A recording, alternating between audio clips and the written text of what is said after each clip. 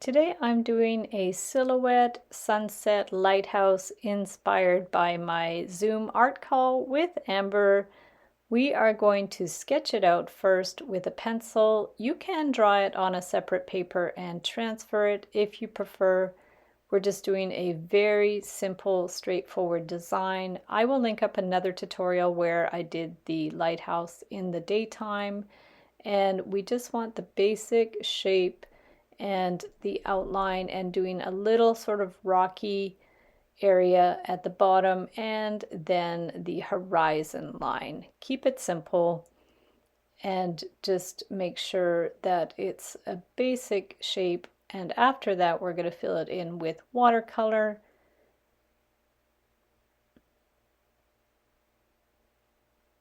So we're just going to start by doing the sunset. So we're going to start with some yellow. Make sure you add enough water because we want the colors to blend together. So we're working on a dry sheet of 140-pound watercolor paper, and I'm slowly layering up the colors. So going from yellow to orange to kind of a crimson and then more of a magenta. And we're just going to keep blending the colors together. You don't need straight lines. You can make the lines a little bit more wavy if you like. And then we're going to do purple towards the top, and then I'm going to at the end do some Prussian blue across the top. You can do different shades of blue if you like, and make sure that you have enough water that they blend together. So we have our basic sky. You can blow dry it after that, and then I'm going with a smaller brush and just small strokes, horizontal strokes, doing sort of a lighter blue, then a Prussian blue, just blending them together a little bit, and then we're going to go in with a little bit of purple. So just 3 colors in the water, and we want to give the impression of gentle waves in the ocean there. So just little strokes are good, and the colors will blend together as we go. And you could even go in with a slightly damp brush with no color on it to blend those colors together, because there might be some little white spots and you want to make sure the colors are connected. So clean your brush, dry it a little bit, and then just blend all those colors together. And that's going to be our ocean. So just keep going till you think it's done. You can add some darker colors too if you prefer, whatever you think looks nice. You could even go in with a little bit of Payne's gray if you want it to be a little bit more subdued, a little darker. And then of course you're going to blow dry it. And from there, I'm just going to take a little bit of the color out because I forgot to do the light in the lighthouse. So we just dampen it and lift some of the color up with a paper towel. Watercolor can be pretty forgiving. And then I went ahead and started the lighthouse with the India ink. So hopefully you'll have India ink. If not, you could always use very diluted acrylic, or you can use Sharpies or markers in a pinch. But then I realized I didn't do the light, so I'm going to go back in with a little bit more intense yellow and orange to do the light. And try not to touch the black because you don't want them to blend and for it to get dirty. So I'm just going to form the light, making it a little more intense than the background colors, letting them bleed together a little bit, using a finer brush. And then once that's dry, you could go ahead and do your lighthouse. So we'll just go in with the India ink and a finer brush, and we're going to fill in the lighthouse and just go slowly and try to do that shape.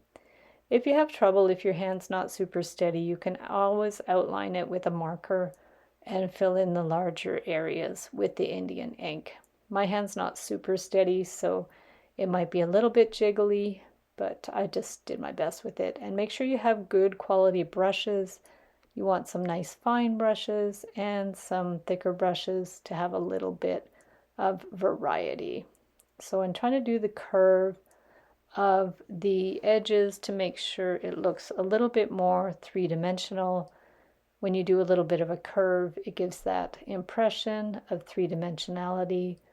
And we're going to go around and do the rest of the lighthouse with the ink. I just increased the speed of the video a little bit. You guys can always slow down the speed in the playback settings, but just for the sake of time management, I'm just going to speed up the video, and we're going to fill in the rest of the lighthouse. You'll see I'm not doing it pitch black to start. I'm just trying to keep parts of it a little bit more lighter to give it a little bit more three-dimensionality, but you can also go just a flat black if you prefer. They're just two different looks.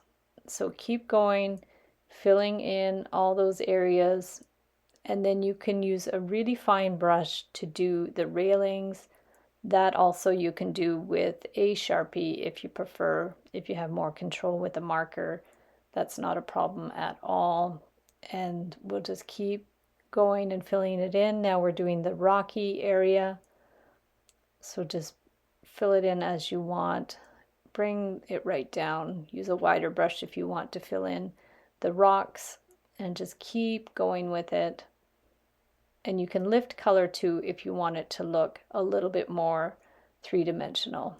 So now I'm going to go in on the horizon line and do a little bit of a landmass in the background, just part way across the paper, just so it does look like it's ocean and there's parts that you cannot see the other side. This would be like a little bay area.